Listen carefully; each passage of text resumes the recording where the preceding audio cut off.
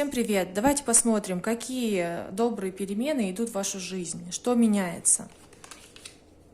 Так.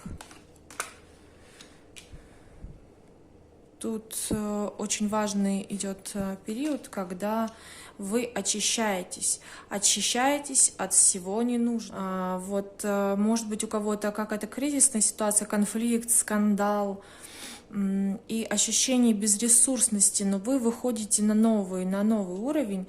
У вас здесь идет возможность прийти к своему счастью.